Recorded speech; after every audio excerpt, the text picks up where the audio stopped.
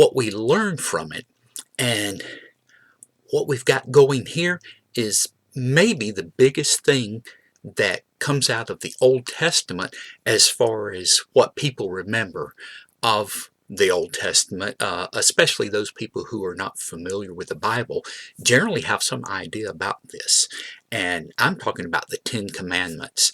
Now, where we are as far as the history goes and what we've been talking about, Moses has been leading the people through the Sinai Peninsula, which is desert country, and the people have been grumbling from time to time. Well, at this point, they've been moving along for about 3 months since they left Egypt. And God directs Moses to go to a certain mountain. And this turns out to be the mountain where God originally spoke to Moses, and it's called Mount Horeb or Mount Sinai. The Mount Sinai reference is the one that most of us are a little bit more familiar with, and so that's the way I'll talk about it from this point on. And God prepares the people, telling Moses to say, okay, have them wash their clothes. There's going to be something big that happens. And by the way, they are not to come onto the mountain, because if they do, they're to be killed. Same with any animals that wander up there. So God is setting this up as being a very important occasion and one that the people will be involved in and will need to pay attention to. So they get the message, and there's something important. Now, Moses is sent up the mountain to talk to God. And God starts giving certain rules. Now, God has been given a few rules already. For instance, the one with the Sabbath day, meaning the seventh day of the week, when he told them to gather the manna on all other days, but not that one. So I've got my Bible right here because I want to get everything in the right order of what he tells them. So he starts off. First rule, you're to have one God, and that's me, and I'm the one who brought you out of Egypt, and you are not to worship any other gods.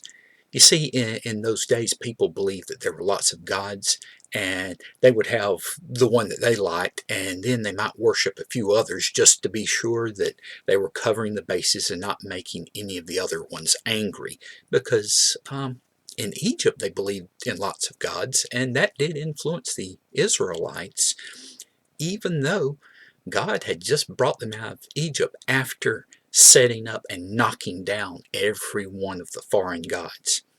People were still not completely sure there was only one. And God's making it clear there's only one, but God knew that people would make up ones for themselves, and God's not giving them any wiggle room. He said, there's one, it's me, that's it. All right, the next rule is you do not make an idol. Now, an idol is something that in worshiping these pretend gods, people would carve something out of wood or stone or any other material, and they would bow to that and worship that. And this is a struggle that the Israelites have all the way up until almost the time of Jesus, where they would say, okay, we'll worship the real God, but we'll have this little idol over here and we'll pray to it. And God's saying, don't do that. In fact, don't even try to make one of me. You see, God is not a physical being. God is pure spirit, and he's wanting people to worship him in spirit. Okay, so we have that one. Then the third thing is also related to God, and he said, don't misuse my name. So we hear that a lot now with people saying, oh my, and using God's name. No, you're not to misuse it. You're not to use it when you're making a joke or anything. God is to be respected, and his name is to be respected. I don't think I need to say any more about that. We understand how that goes. Okay, the fourth rule is remember the Sabbath and keep it holy. So they've already been introduced to this uh, in some measure. So they understand that, okay, 6 days you work, the seventh day you rest.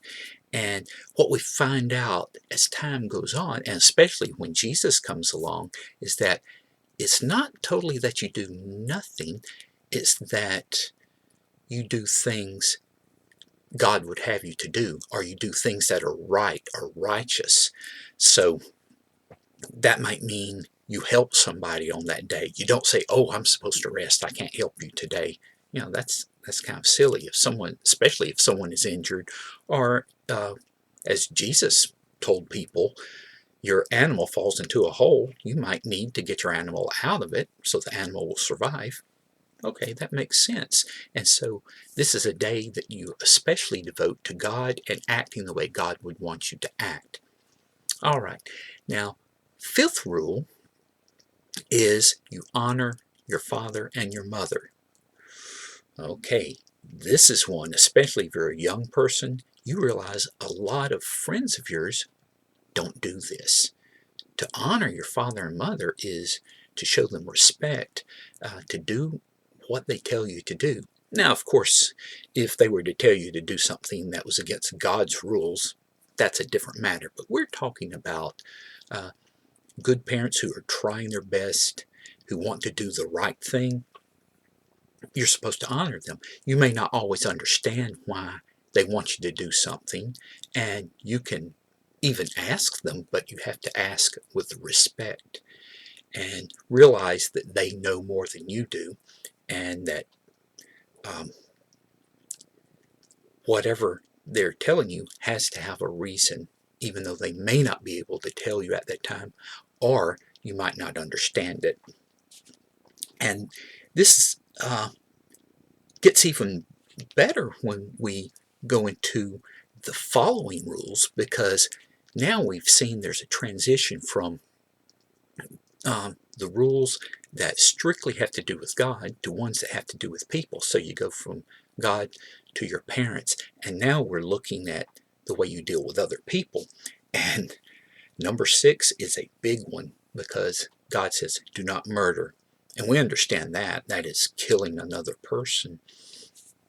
We find out from Jesus later on that that also means you're not even supposed to want to kill another person or want someone else dead. Now, some people think, okay, murder, kill, that's kind of the same thing. Well, not necessarily, because what we find is that people who do evil, people who hurt others, um, may do something that requires that they lose their lives. In other words, they may have to be killed for what they have done or what they potentially are trying to do to other people. So this is a very serious matter, but what we realize in this is that we're not just supposed to uh, kill someone else just because we don't like that person. There has to be a very good overriding reason for this. And in a similar vein, we are not supposed to commit adultery. Now, that's something that does not affect children as far as them obeying this, but children are impacted when adults do this. And this has to do with being faithful to the person you marry. And you have chosen to marry someone, then that's the person you're with. You're not supposed to go looking for someone else or adding someone else to all of this. Um, as you grow older, this one will make more sense, but I think you understand enough right now to say, okay, this one makes sense. Um, the next rule is you do not steal. Now, this one's a very easy one to understand, because you don't want people to take things away from you that don't belong to them. Well, you're not supposed to take things from other people if it doesn't belong to you. If there's anything else to say on that, if there are any questions on that, they come in the form of somebody saying, well, what if someone's starving to death and he has to steal a loaf of bread in order to stay alive?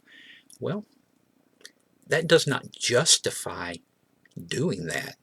Now, it may be that some of these things happen, but really what we're looking for here is, what is your intent? Why are you thinking it's okay to take something that does not belong to you? And in most cases, you're going to see that, okay, really, there's not a good reason, no matter how much you may want something. And this will fall into one of the later rules. But first, there is the next commandment, and this one is number 9. And this one is, you do not give false testimony. And already people are going, wait, what's this false testimony? Well, it's talking about lying, telling things that aren't true. Now, what you've got is a situation that comes up a lot in court where you're not supposed to tell things that are not true. And at that time, they will say something like, do you promise to tell the truth, the whole truth, and nothing but the truth? Well, it's important to make those 3 statements because telling the truth, okay, we've got that. This is what happened. This is what I saw, that sort of thing. But you're only supposed to tell the truth. So you can't, say in telling the truth, you might say, well, I saw him go into that building. Well, the second one, you might say, I saw him go into that building, and then he took something he wasn't supposed to. Well, that might be a lie. So you can't tell the truth and a lie. And then the nothing but the truth would be like, I saw him go into that building, and he came out again. He didn't do this or that. And what all this comes down to is that you tell everything that's true. You leave out what's not true. And that's supposed to be your statement. So I've made that one a little more complicated than necessary, but I think you get the idea of this. And especially, you're not supposed to say things that are to give the impression that someone did something that he didn't do. One of those examples for me is that you could have somebody say, oh, I didn't take anything, but you might say it like this, oh, I didn't take anything. And you start thinking, oh, the way he says that, he did take something. So, this one's not to be played around with. What you say should be true and should be to the best of your ability. Okay, moving on to number 10 is, you are not to covet your neighbors, and then it lists a number of things. So you want things, and it's great. You have a friend who gets something, a new game or whatever, and you go, oh, I like that. Well, you really would like one of your own, but not his. You don't want somebody else's thing, because once you start wanting what somebody else has, that gets you into an area where you can be tempted to actually try to take it or do harm to that person to take it. There are all kinds of things that people will talk themselves into saying it's okay to do when it's not. Okay, that closes out the 10 Commandments. Here, a couple of things real quick about this is that the people who disobey God don't punish just themselves. What they do and the way they act can punish to the 4th generation, meaning because of what they do, their children could suffer, their grandchildren could suffer, even their great-grandchildren could suffer. And so you're to think about these things and go, wait, if I do this, this isn't going to hurt just me. This could hurt other people. And I'm going to close with this. There are a lot of rules that follow, but these are the 10 big ones that lay out the framework of everything else that comes along. Okay, today's tie is simply my Bible tie, because this is such an important part of the Bible that many people associate the Bible and the 10 Commandments. In fact, when you see pictures talking about the 10 Commandments, they'll often show a Bible. With that, I'll let you go. Hope you're back next time. Bye.